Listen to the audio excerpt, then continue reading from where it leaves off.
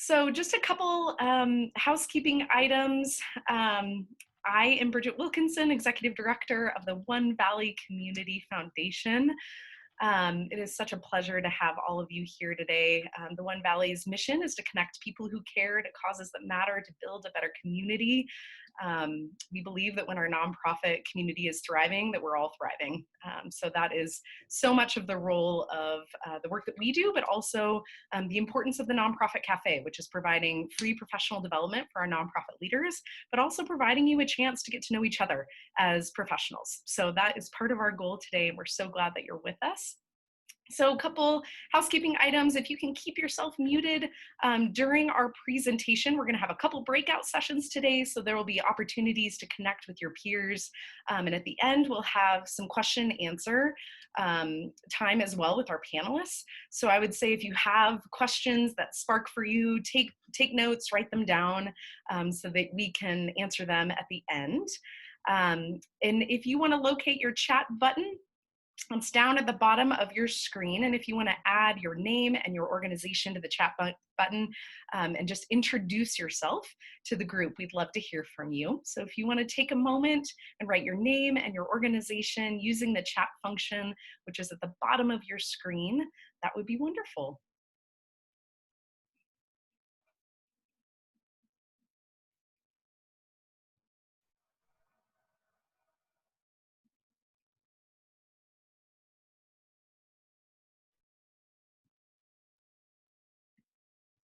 Right. Welcome, everybody. Jenna, Dick, Sonia, good to see all of you. Welcome, Emily. So a couple other housekeeping items for us today. We are going to be using breakout rooms today. So there'll be 2 points in time where I send you off into the abyss, and it will be random. So you're going to be randomly assigned a breakout room both times, and then you'll get a 30-second warning when it's time to come back. But I will also put some instructions in the chat function for you when I send you into your breakout rooms, that you'll have some instructions as you break out today. This session will be recorded and posted afterwards for those that aren't able to attend. And in this session, we have 3 local development folks who will reflect on what the last 6 months has looked like for their organizations and how they're attempting to set themselves up for success in 2021. The session will focus primarily on pivoting events, adapting communications, and threats and opportunities in the coming months. And so I want to take a moment to introduce our 3 phenomenal speakers who are so generous in donating their time to our nonprofit sector today. So Melissa Richey is a fundraising professional with more than 2 decades of experience in conservation, nonprofit, and higher education fundraising and institutional development. She is the Director of Development at the Greater Yellowstone Coalition, where she leads a team of talented professionals raising money to protect and conserve the Greater Yellowstone. Her previous experience includes fundraising for the Wildlife Conservation Society's Global Conservation Program and Duke University School of Law. Melissa earned an MPA from North Carolina State University and a graduate certificate in nonprofit management from Duke University. Our second speaker today is Emily Allison, who grew up in Bozeman, Montana, and graduated from Middlebury College in 2010. Shortly thereafter, she returned to Bozeman to coach for a local Nordic ski team and led backpacking trips in both the US and internationally. In 2015, she launched into the world of marketing and design when she was brought on as a project manager for Brickhouse Creative, a marketing and design company in Bozeman. Emily is currently the development director for Bridger Care, the local family planning and reproductive health clinic in Bozeman, and absolutely loves her job and the whole Montana community. And Kathryn Hohmann serves as a director of philanthropy at the Museum of the Rockies, where she has worked since 2015. In that capacity, she directs the museum's fundraising programs, overseeing work in membership, benefit events, major giving, grant funding, and planned giving. In Montana, Kathryn has also worked as a fundraiser for Heart of the Valley Animal Shelter and the American Red Cross of Montana. So as you can tell, we have some pretty phenomenal speakers today. But before we get to them, we'd love for you to meet each other. So we're going to spend just a few minutes in a breakout room for you to get to know each other and share a little bit of information about yourself. So introduce yourself, your organization, and we want you to answer this question from presenters, which is, what are the current challenges and unknowns in fundraising for your organization? And I will go ahead and also put that in the chat function. So you should be able to see those instructions. And so I am going to send you out into breakout rooms. We will be there for just a few minutes. So if you guys can keep some time, make sure everyone gets the opportunity to speak. We're going to have you come back in about 5 minutes. All right.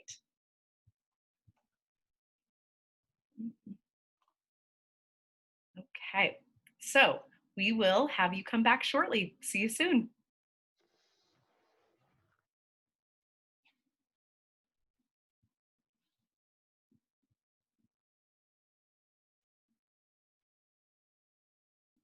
Welcome back, everybody. Welcome back.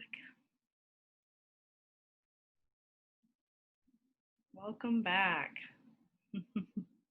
I hope that was a good opportunity to get to know some people that you might not have met before and to network with your fellow nonprofit leaders.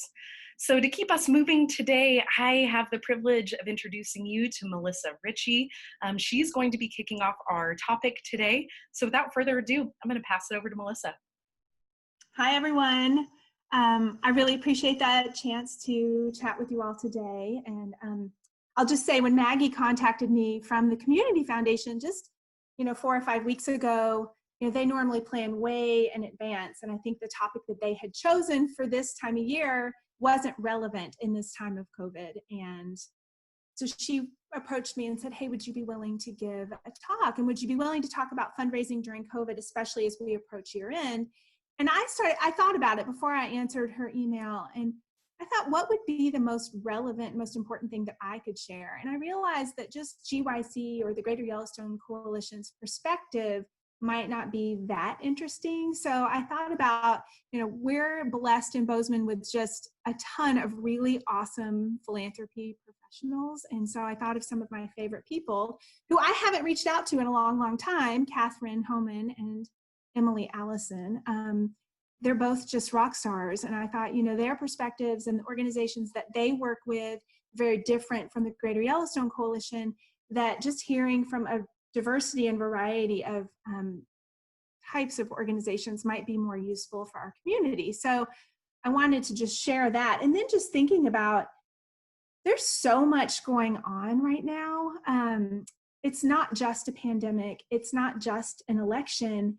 There's a lot going on in the world of philanthropy as well. And I think this summer, the murders of George Floyd and Breonna Taylor, the racial violence that we've been experiencing, philanthropy has come to really have to start addressing this. And you're seeing the philanthropic community thinking about lots of things right now. And I think I read in July in the Chronicle of Philanthropy that something like $500 million is going to racial justice efforts right now. And so there's a lot going on in the world. There's also just this growing divide that continues to get bigger and bigger between the haves and the have-nots, and what that means for philanthropy. And so there's just so much going on. And this is a really unique time, I think, for those of us who were working through the downturn in 2008, 2009. This feels so different to me. I think I've heard this said, and it makes a lot of sense to me. We're all in the same ocean this time, but we're in very different boats. And that resonates with me because I think it's really, really true.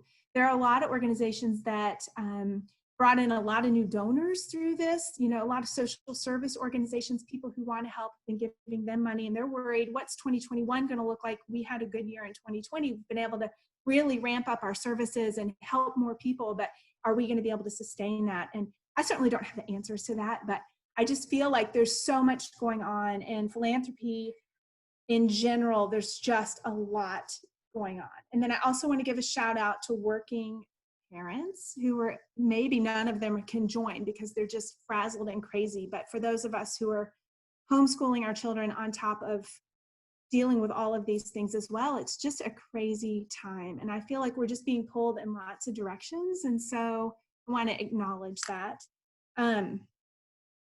So I thought about GYC, and I don't know if many of you all know about the Greater Yellowstone Coalition. We are a nonprofit conservation organization. We've been around for 37 years now. We have about a $4 million budget, and we're funded by philanthropy. About half of our revenue comes from foundations, and the other half comes from individuals. And the reason I thought that Bridger Care and the Museum of the Rockies is good examples, they have different sources of revenue. Private philanthropy is part of that, but they've got, revenue from ticket sales, and and obviously Bridger Care is fee for service.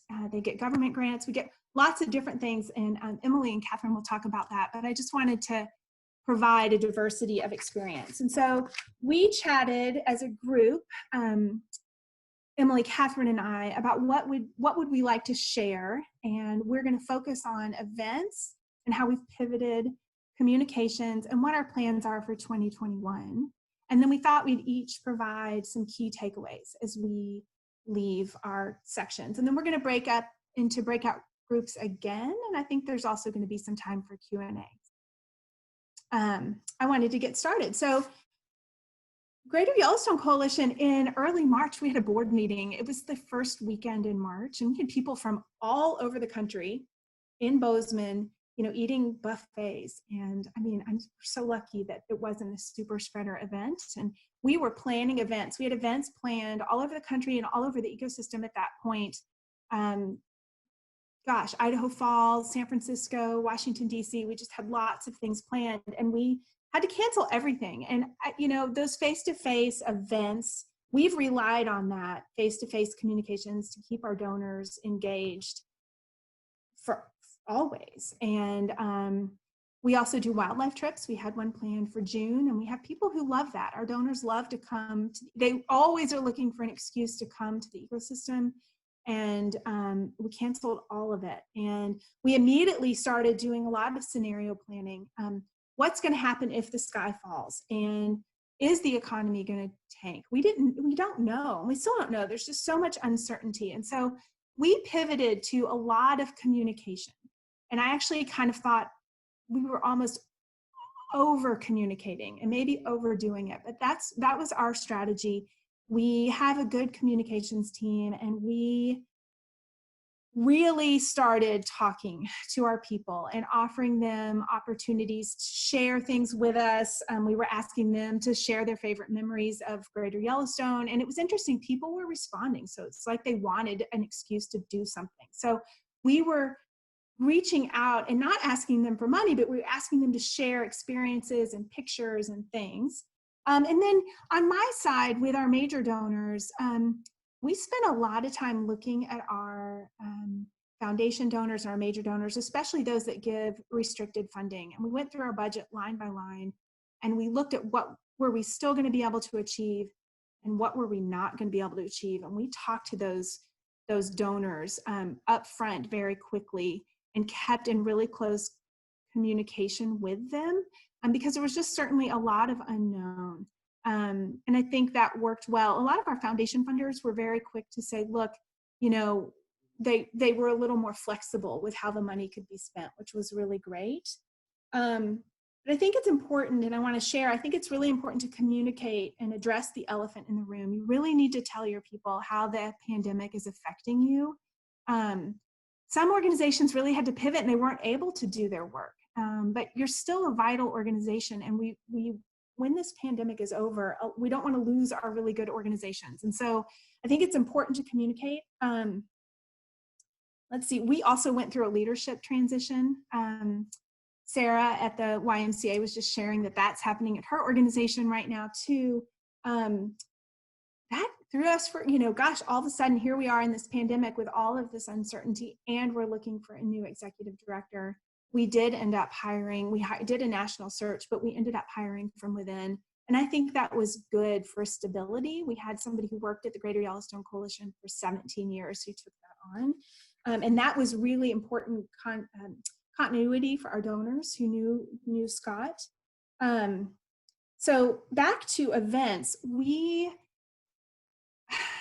like I said, we rely on those events, those in-person events, and people love an excuse to come to Montana. And our donors were calling me in June saying, are you all doing a big event this summer? Because I want to come. People in Dallas and Boston and New York, they wanted an excuse to come to Montana. And it was really tricky and challenging to say, no, we can't do that right now. You know, it gave me nerves thinking about bringing people together from all over the country during a pandemic. And other organizations have successfully done events during this time. And so you'll hear from Kathryn, whose organization has done some events, but we made the decision not to. And that's kind of where we are right now.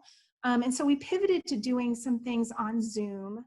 I've gotten a ton of recommendations to do wine tastings and galas and all kinds of big fancy events. And I think originally when the pandemic first hit, there were a lot of organizations that successfully did some really big events, but I think that they were planned prior to the pandemic. So all of the speakers and the celebrities and all of the things were already in place and they shifted. And I don't know if now is the best time to try to bring all that together on Zoom. There is a lot of Zoom fatigue. For us, I have found the best Zoom events that we do are targeted, smaller events where we target the invitation list. So I'm thinking about doing things like our Washington, D.C. based donors, doing a D.C. area event, which is just them. So they see each other and connect that way. Or you could do it with Idaho Falls or our Bozeman. Actually, in December, we're going to do a Bozeman area GYC event. So it'll only be our Bozeman area donors to come. Or we could do it thematically around bison or waters work. So instead, we tried a big event where we did a town hall with our new executive director, and we sent the invitation out to our entire base. We only got 9 people or something. It's kind of embarrassing. And then the ones that we have a much smaller, more targeted list, we get, you know, a good amount of people. And I find about 15 to 20 is a great amount of people to have, because then you can have wonderful back and forth through Zoom. People don't talk over each other as much. I think it's really important to keep those events to no more than an hour. And I've seen some are starting to do 45 minutes, but an hour still works for us. So we're doing that. Let's see.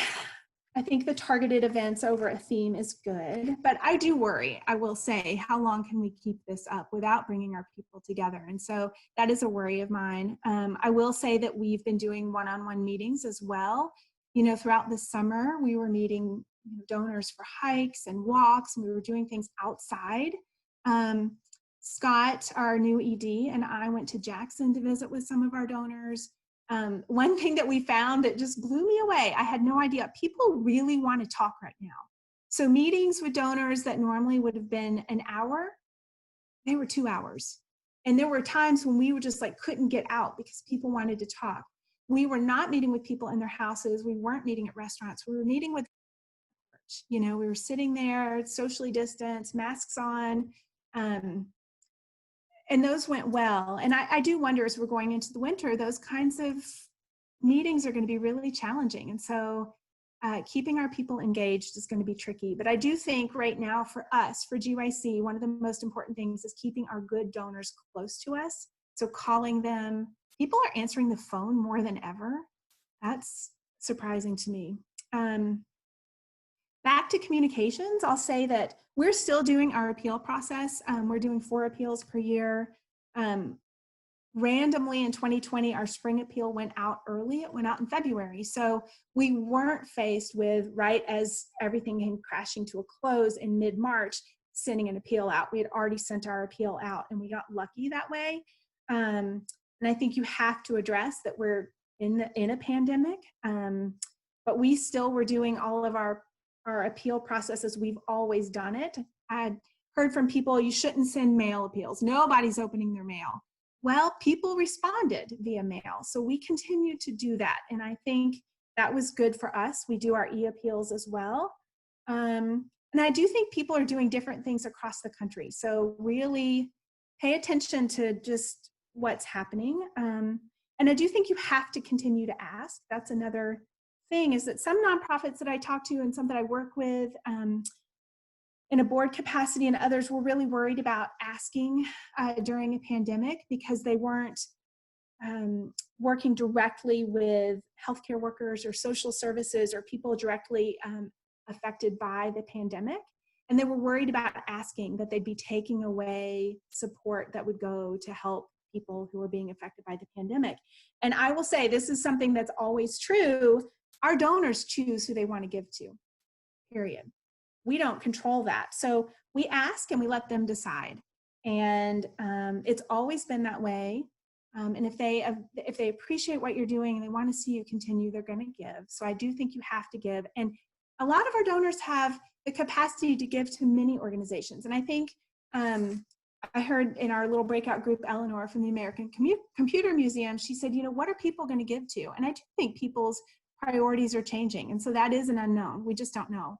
But it is what it is. But you do have to ask. So in terms of our 2021 plans, there's still so much uncertainty with what's going to happen and go on. We don't know with the stock market, the stimulus bill, and the leadership transition.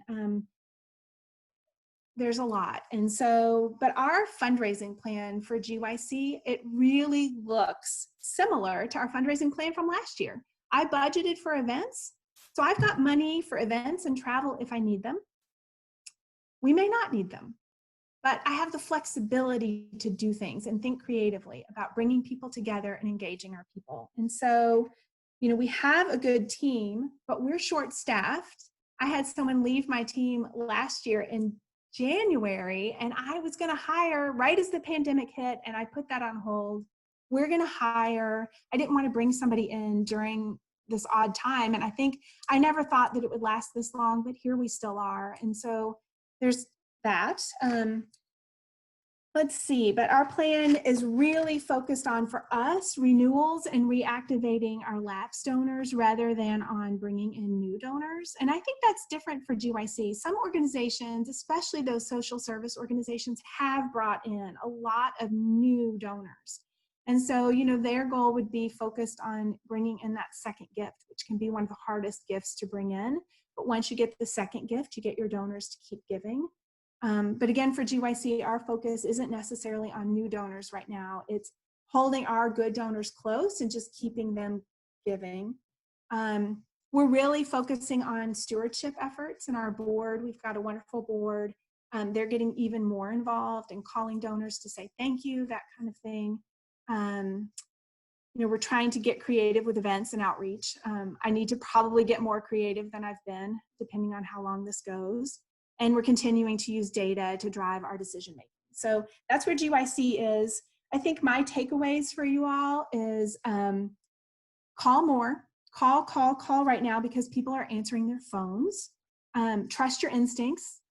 I think there are a lot of consultants, there are a lot of experts out there, and there's just a lot of noise on what you should be doing.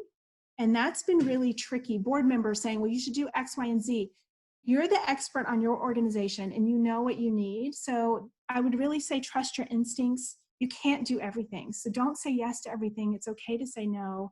I think early February is a really good time to reassess where you are. After we get past this year-end giving cycle, early February is a really good time to look at where you are compared to this time last year and readjust. If you have to look at your budget, work with your board, and readjust at that time if necessary. And then my last takeaway is ask. You have to ask. That's from me.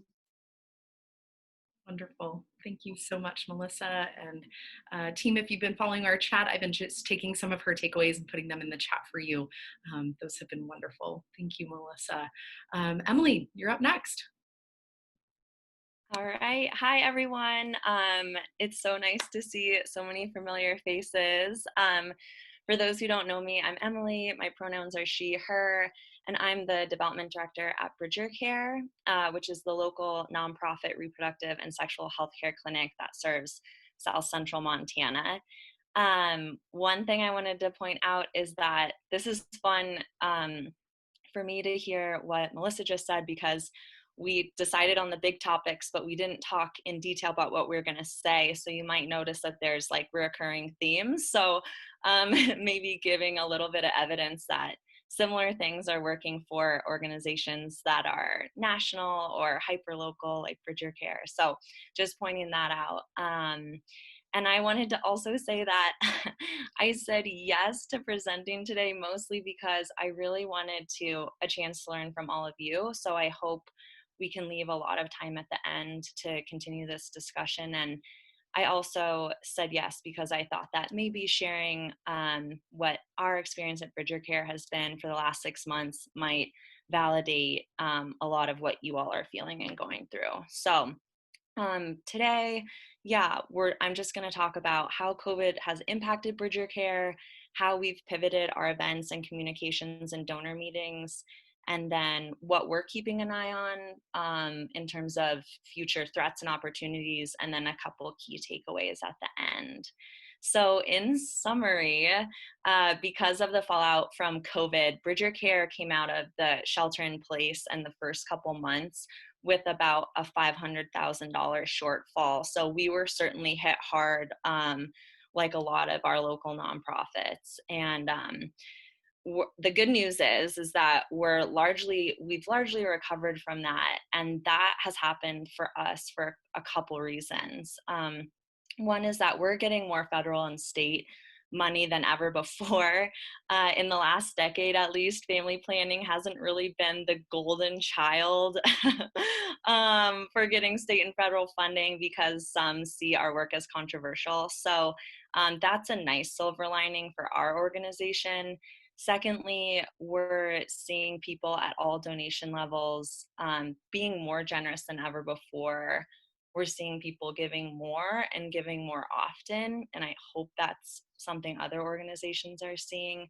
And then this is pretty specific for Bridger Care, but it just explains kind of where we're at. Our patient numbers are really through the roof this last August, September, and October. So that's good for our earned income through insurance and Medicaid. So I just want to talk about how we've been approaching events for the last 6 months. We have done one kind of in-person event. An event is a loose term, but it's brand ambassadors. We have this brand ambassador program that we launched October of 2019. So right before COVID hit that winter. And it's this volunteer to learn type of program for people who want to get more involved in Bridger Care's work. And so we ended up meeting every Wednesday for a month. Outside. We rented various city pavilions because even in the summer, Montana's weather can really give you a run for your money. And that was great actually because every Wednesday for the month of August, it was this torrential storm. But we met outside, everyone wore masks, we were socially distanced, and it went really well. We had about 12 to 15 people per session, and that seemed to be a really manageable size. And people were pumped to be there and do something helpful and just be in person. But that's it for what we've done in person. In late October, we hosted a free virtual event for the first time, and that was for kind of our inner circle of Bridger Care donors and supporters.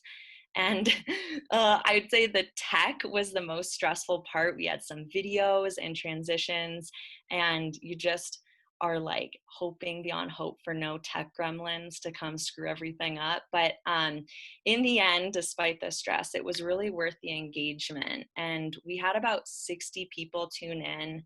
And we'd hosted this same event at the same time in October 2019. And we had about 35 people show up to that in-person event. So that we had a lot more people show up online. And I think there's a lot of reasons for that, but I wonder if one of them is that it's just easier and lower commitment to tune in over the lunch hour to something that's virtual. So, and one thing we did in tandem with that virtual event, and what Melissa said is true for us, we only invited a smaller group. So I think that resonates with me. And then we also dropped off these little packages in advance of this Zoom event, and those were really well received. I think that they were particularly well received because there was an Ell's Bells cookie in there that was shaped like a birth control pill pack.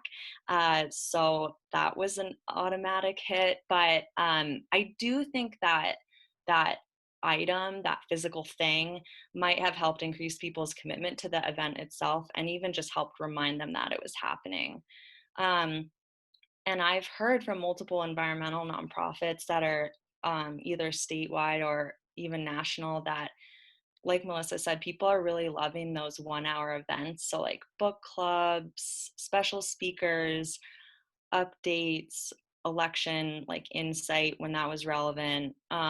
So those short virtual things seem to be a good engagement tool, keeping you top of mind and connected with people who are invested in your work.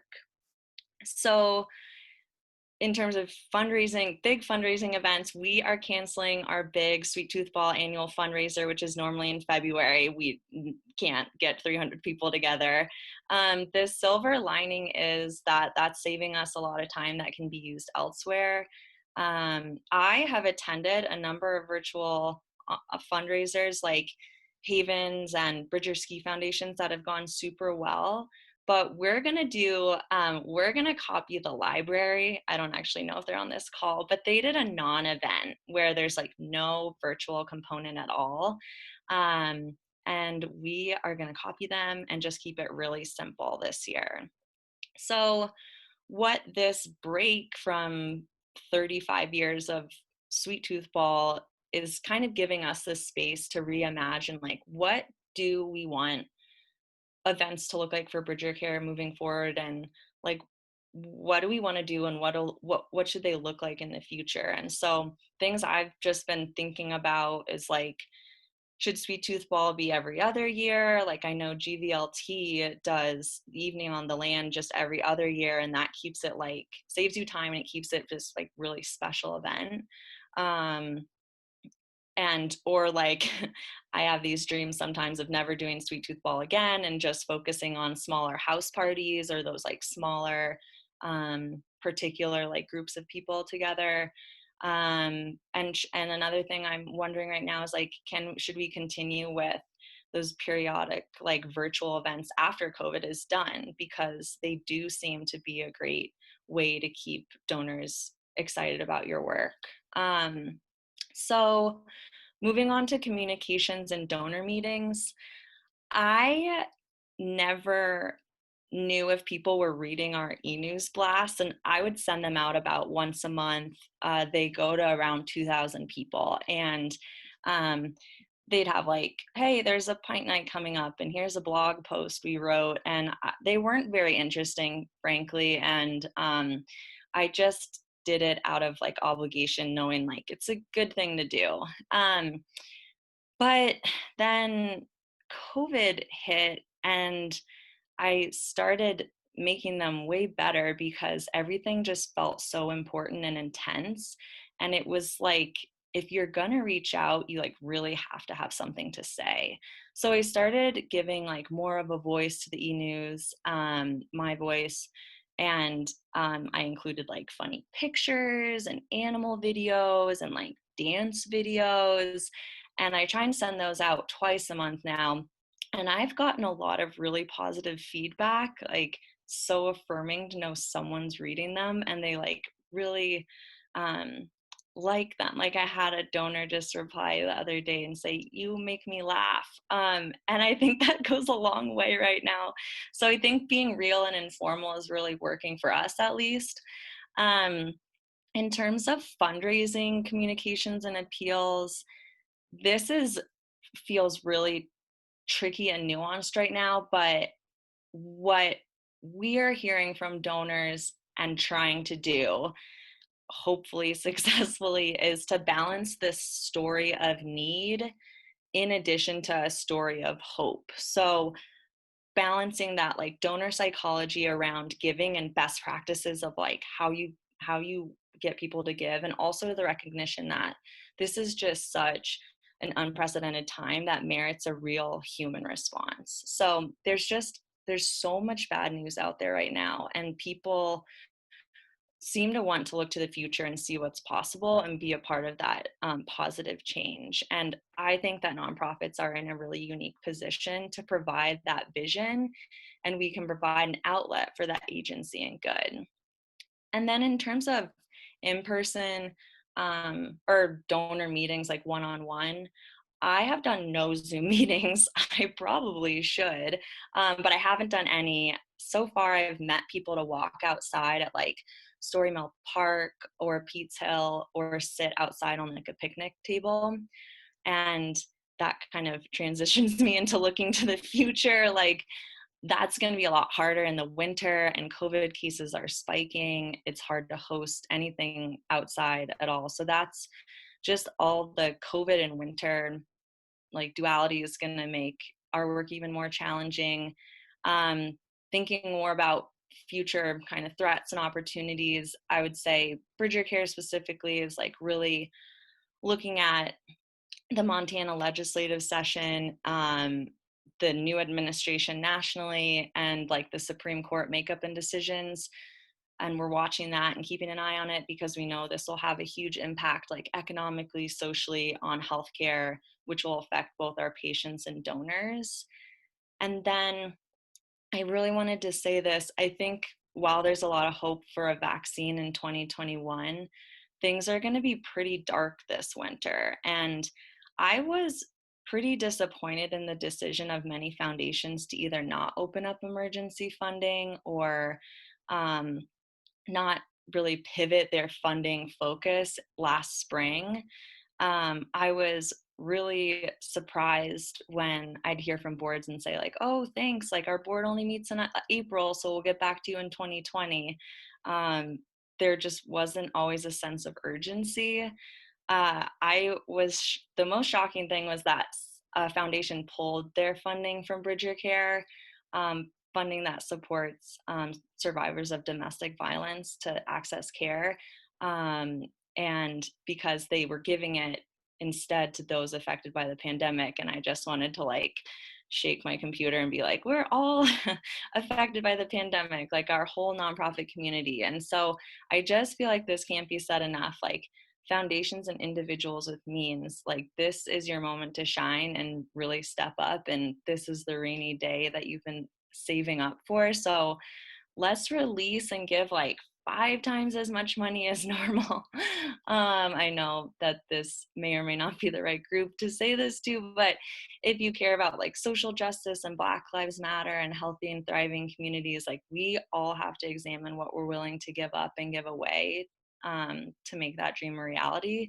And so like in this like dark COVID winter, the people most affected need to be closest to power. And that will only happen if individuals make a conscious and sizable effort to rebalance the wealth scales in our country.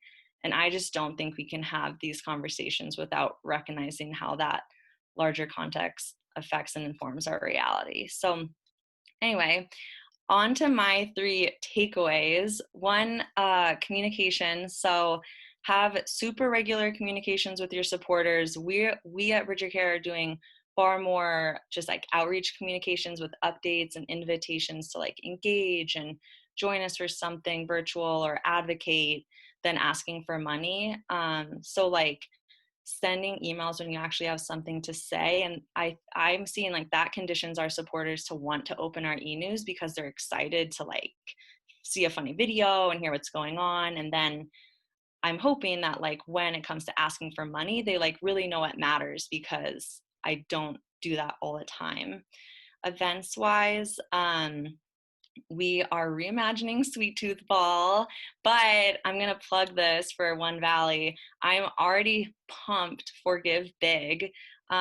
Give Big for Bridger Care, we made more during Give Big in 2020 than our Sweet Tooth Ball fundraiser, with like a 20th of the work. And I think it's because we were able to do peer-to-peer fundraising, get our staff involved, and I think like our Bridger Care donors, but also like the Bozeman like community kind of gets how it works now, and they plan for it. So it's a really powerful tool because it's always been an online event, so it's really perfect for COVID. And then lastly, just the fundraising ask. When we do ask for money, telling that money story. So like keeping it focused on what it would take to achieve X. So instead of the like, save our sinking ship, like we're gonna shut our doors, that narrative around like keep us strong and like this is possible, and focusing on like the urgent needs, like school's starting or the legislative session is coming or there's a spike in mental health issues, and tell that story specifically. And we can still always like reference, or like we at Bridget Care always like reference and weave in COVID, but it's no longer just an ask for like general COVID relief, because there's just no like urgency around that anymore, and people are really tired of the pandemic, so we all just want it to be over. So I think just laying out for donors what specific dollar amount would like move the needle and accomplish certain things, and when you specifically lay out that case for like need, we're seeing people rise to the occasion. So that's all I've got.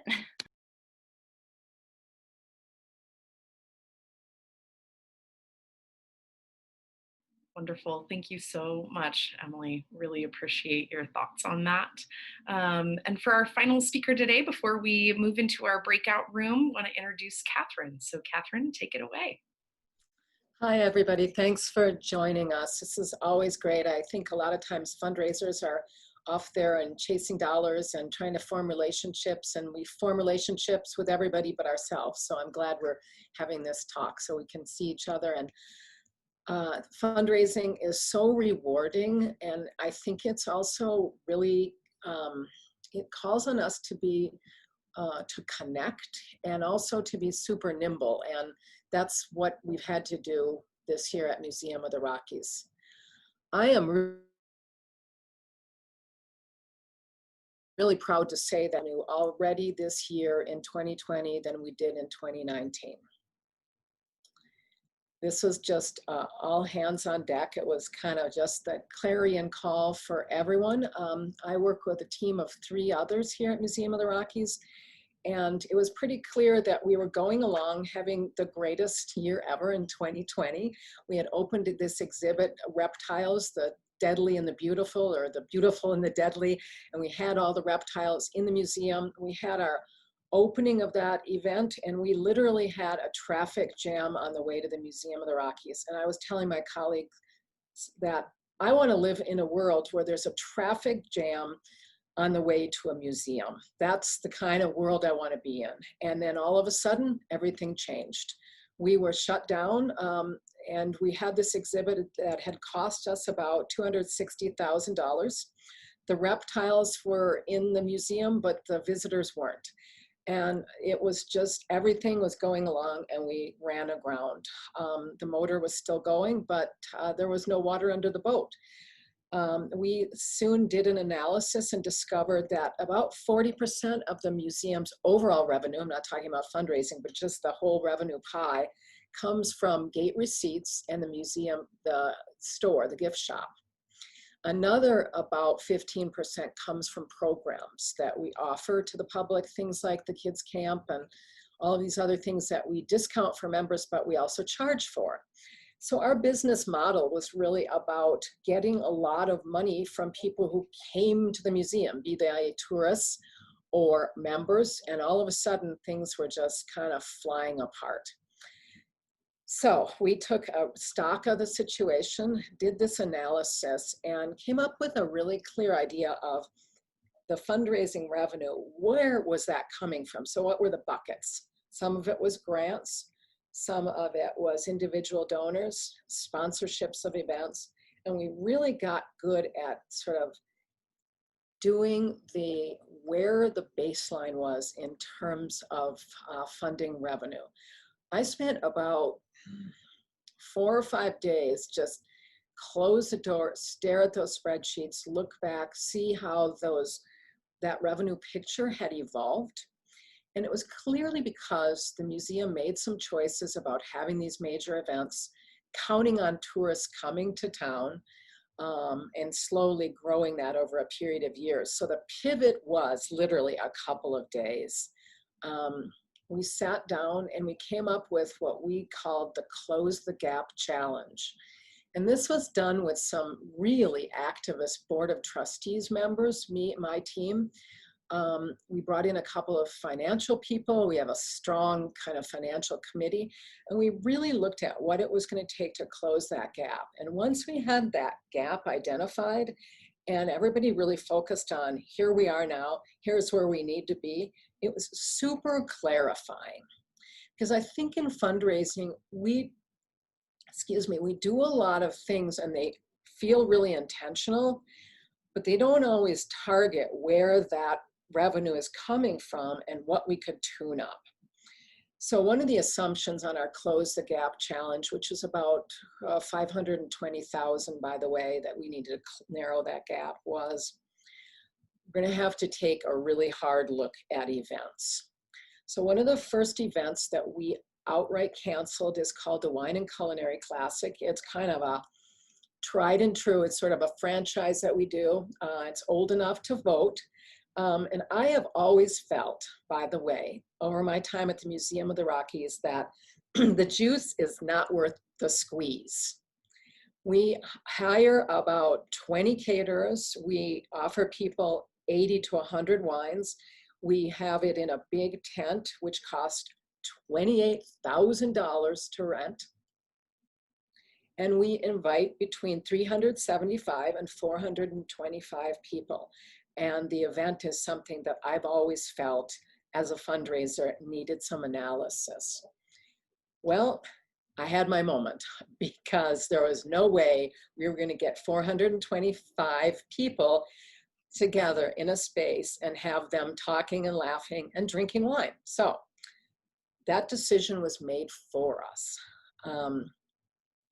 The next step that we took is we started to call our Close the Gap Challenge the More Response Fund. And everything that we raised, we were going to try to put into that bucket of let us help us show people that their gifts are going to help respond to this crisis so we can keep the museum open. And we're going to talk to them about that funding shortfall, about the fact that our museum store is closed, that we can't welcome visitors. We're closed from March 14th to June 5th.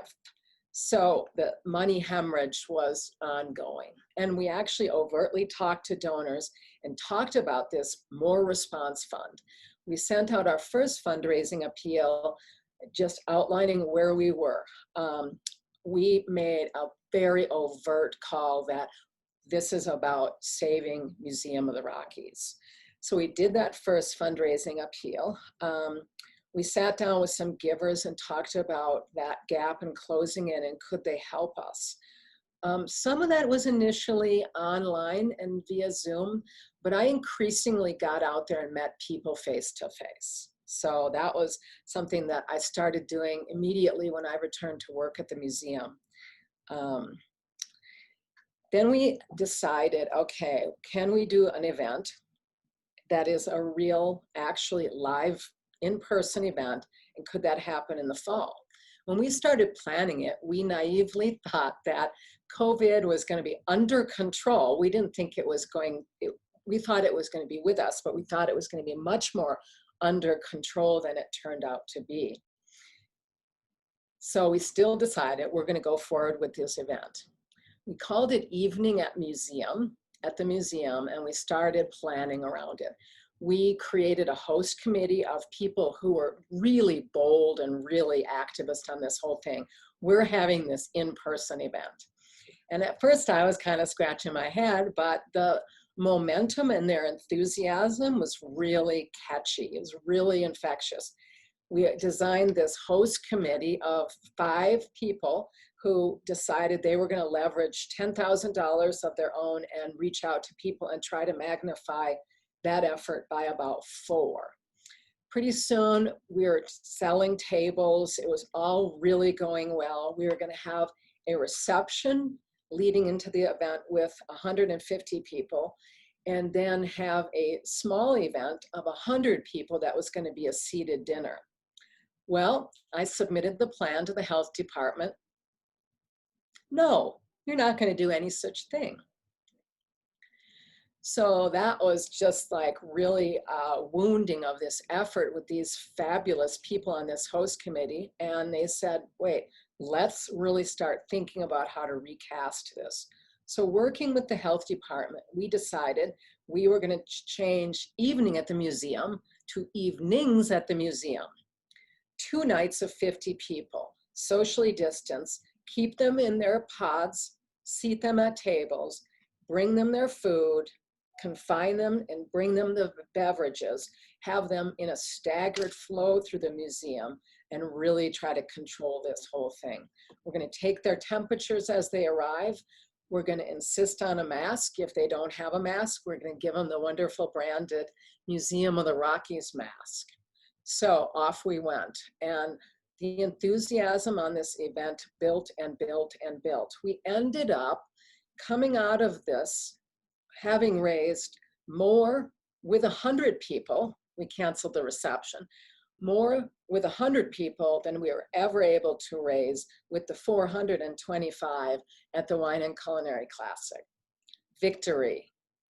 We had a VIP speaker. We had Tom Brokaw on by Zoom. We had a great question and answer period. We had a limited live auction with 2 great auctioneers on either night. And I feel like in terms of my tenure at Museum of the Rockies, is probably one of 3 or 4 things I'm most proud of. It can be done. It's a risk. People were game. They wanted to get out. And so that was one of my big takeaways is don't be afraid to do some gatherings if you can do them in a way that feels really responsible. That's not to say that for 14 days after this event, I was like, please, everybody, stay well. And they did. So that was evening at the museum. There's just a couple more things I wanted to emphasize. We kept up with connecting with our docents, key volunteers, givers. We did repurpose the reptile event, and I started doing sort of private tours of the reptile event during the reptile feeding to keep some of our top donors engaged. I spent a lot of time on the phone, and like Melissa, I was finding that people were like game and really wanting to talk. So I feel like there was that real enthusiasm there. The whole Close the Gap challenge is still with us because some of our board of trustees, people were like, now we want to fill the gap on each one of those buckets. But I do want to say that we are left with a very, very big dent in our membership rolls that continues to be a revenue stream that's eroding fast and is concerning to me. There's definitely people who aren't coming in even though they're touring the town. Like normally we would capture those tourists on their way to Yellowstone. They weren't as jazzed about coming into the museum because they weren't clear about social distancing. So I am left with still eroding revenue streams, but more than any other year, I have a handle on where they stand. So if I have 1 more minute or 2 more minutes, Bridget, I'd like to have some leave behinds. Listen to your donors. Actually, I'll just say form relationships, listen to your donors, and more than anything else, maybe, is don't miss the opportunity to talk to people you're already close to about making that legacy gift. It will be the biggest gift they'll ever make to an institution they already love. If you don't have a planned giving program, rest assured you really do have a planned giving program because people who care about your organization are keeping you in their estate planning and keeping you in their heart, but get more intentional about that and be prepared for an exciting 2021. Wonderful. Thank you so much, Kathryn, and to all of our speakers today who generously donated their time. So we are going to move into breakout rooms. We want to give you a chance to just digest what you've heard a little bit and to share your own experiences and learn from your peers. So we're going to ask you to discuss 3 things in your your breakout rooms. So number 1, how your organization has overcome fundraising challenges that you might have mentioned in the first breakout session. Secondly, how you're planning for those unknowns you mentioned in the first breakout session. And third, how well is your fundraising effort going right now? So we are going to place you in some breakout rooms with 2 to 3 people, and we will bring you back shortly. So you have about 10 minutes to answer the following questions. And I will send all of those questions to you. So enjoy. All right, so we are moving into the final section of our nonprofit cafe session today. Just want to extend another big thank you to Emily and Kathryn and Melissa for their generous time today, sharing their wisdom with us about what 2020 has looked like. So I would love for the last 10 minutes to just open this up for some Q&A. So if you'd be willing to be brave and just unmute yourself, I would love to hear any questions that you have for any of our panelists or questions in general. So now is your time to learn. So make this whatever you want it to be. So can somebody be brave and start us off with a question? Well, I will. Being the shy, retiring type, I generally don't like to speak publicly, but I'll overcome that. I had a question, and I think it was for Ellie, about what these events were. She had mentioned, and I'm going to have to dig out my notes here about it. What is the exact purpose and how you get there on these brand ambassador programs? Yeah, totally. So the brand ambassador program was born out of an issue where we would have a lot of especially retired, really smart retired people being like, hey, we want to volunteer at Bridger Care. And that's, we don't have that many volunteer opportunities because of patient confidentiality and HIPAA. And then the stuff we have to do is stickering 1 million condoms, which just felt kind of inappropriate to be like, hi, you're this retired professional, why don't you sit here and sticker something for 3 hours?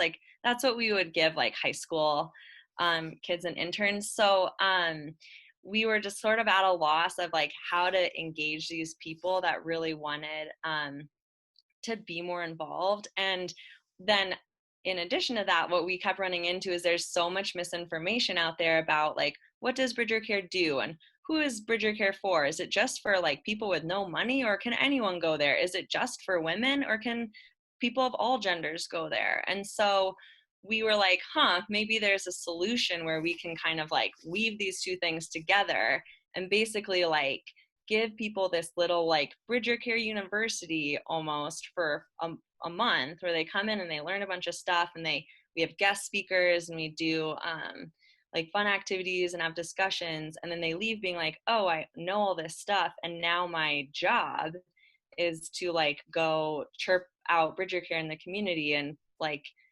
help dispel myths or connect people to resources or be excited about Give Big and help fundraise and stuff like that. And so that was sort of how it was born for us, and it's been really well received thus far. And it's been fun because it's always been really multi-generational. So we'll have college students and some folks from other nonprofits, and then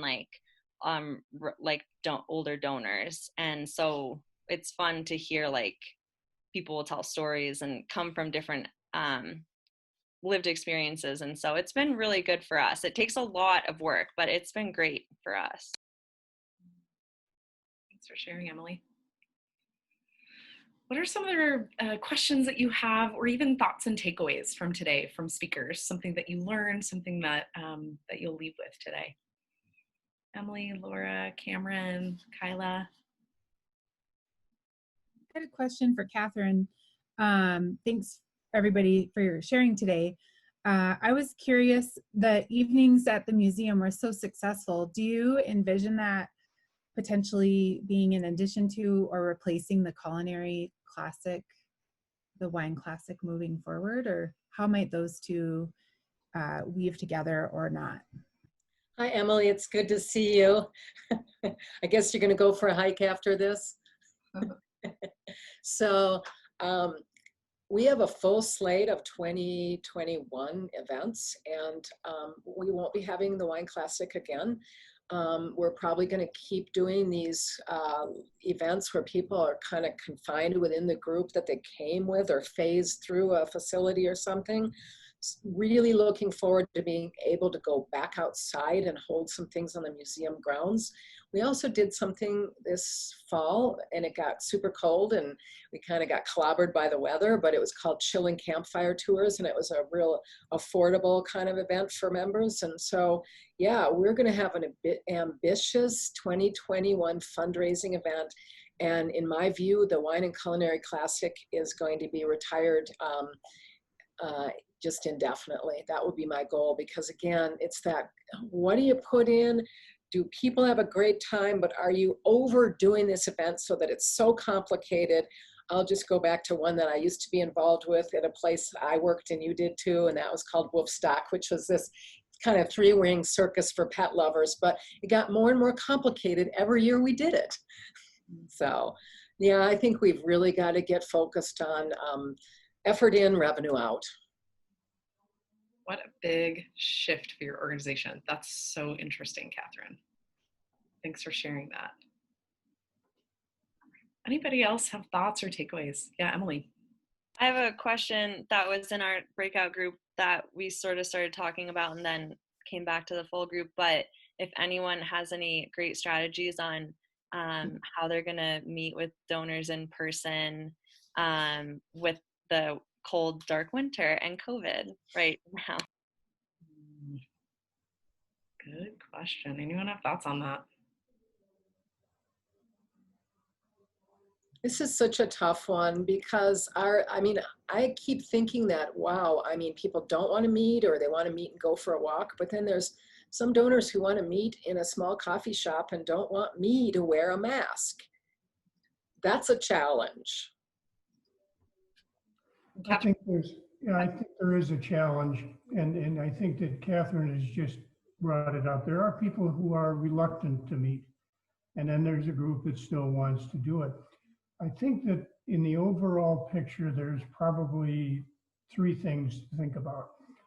One, that large group meetings are not in the future, in the foreseeable future. Two, support from grants and government programs.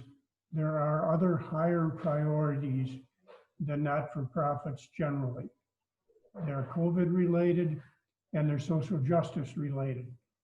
And with a sort of uncertain political climate, those probably are not reliable sources of funding in the short term. So reaching out to the reliable sources, if you will, members, historical donors, and educating them how important they are as we try to live to fight another day. Thanks for sharing, Dick. Any thoughts on that, what Dick said?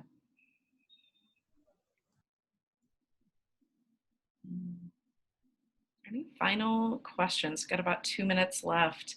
I'd love to hear just if any of you heard something new today that surprised you. Laura?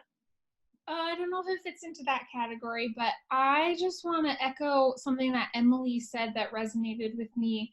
Emily, I think you do this really well, of that, right now there's just putting a human behind the communications and really personalizing and being real in the communications that you send out. That just really resonates with me. I think a lot of time at the traveling school, I try and be very, I don't know, like professional and like in this box, and it could be anyone who that e-newsletter is from. So that is something I really want to kind of take in, percolate, and implement. It's just being real with our donors, because this is a really, just human connection is the most valuable thing. So how can we make that come across in our communications? So thank you for that. Laura, that's such a good point of just the importance of people really, I think, hungering for authenticity right now, and for people to just show up as they are. And I think, you know, at this point in time, sometimes that's hard to do, but I think people are really resonating with authenticity. And I think Emily and her communications are such a good example of it. I know I always look forward to them. They always make me laugh. Well, as we wrap up today, once again, just want to thank our speakers. I want to thank all of you for joining us. This recording will be posted on our website. If you have any additional questions for One Valley, don't hesitate to reach out to us. But in the meantime, stay safe, take care of each other, and we are so grateful you're here. Thank you.